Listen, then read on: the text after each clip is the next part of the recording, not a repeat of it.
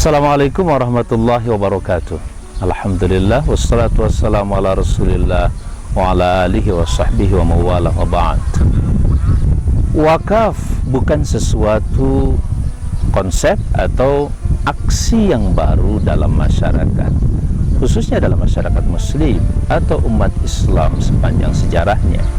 Wakaf adalah satu konsep yang begitu abadi dan mencerminkan satu konsep yang muasir, senantiasa aktual dan selalu diperlukan atau dibutuhkan oleh bangsa manapun juga, mulai dari zaman-zaman para nabi dan para rasul terdahulu.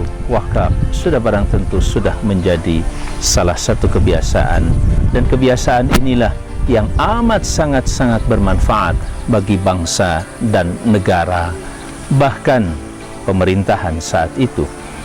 Rasulullah SAW sebagai salah seorang Rasul Allah Azza wa Jal telah menjadikan wakaf pun sebagai salah satu konsep dan solusi untuk memecahkan berbagai persoalan umat saat itu, masyarakat saat itu, bahkan negara saat itu.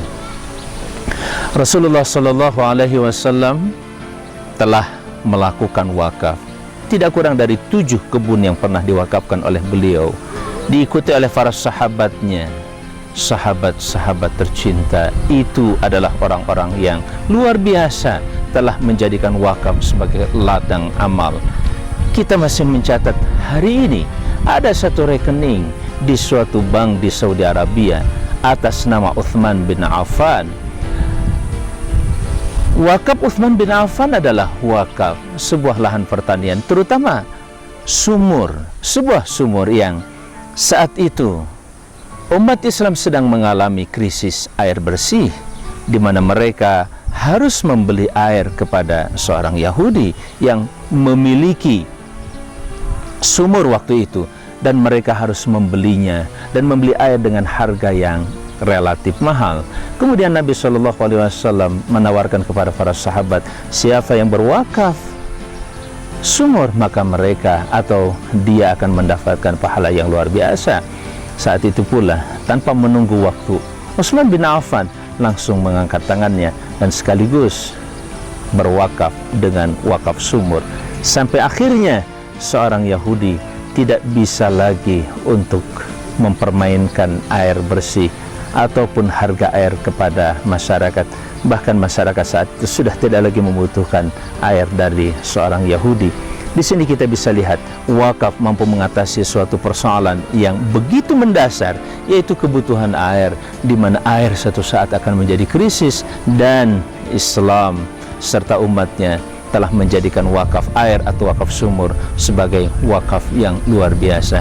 Itulah sejarah yang mencatat bagaimana hebat dan dahsyatnya wakaf mengatasi krisis persoalan masyarakat. Selanjutnya, sepanjang sejarah, dinasti Umayyah, dinasti Abbasiyah, kemudian dinasti-dinasti yang lain, Andalusia, sampai kepada Turki Utsmani, mereka memiliki aturan yang demikian rinci, aturan yang demikian luar biasa merangsang masyarakat untuk berwakaf. Bahkan mereka telah menjadikan wakaf sebagai sumber peradaban waktu itu. Kita di Indonesia pun alhamdulillah, ketika mayoritas umat Islam mendesak untuk memiliki berbagai kebijakan tentang wakaf, lahirlah wakaf atau Undang-Undang Wakaf nomor 41 tahun 2004. Kita saat ini memiliki Undang-Undang Wakaf, sehingga dengan demikian wakaf memiliki payung hukum yang amat sangat-sangat jelas sekali.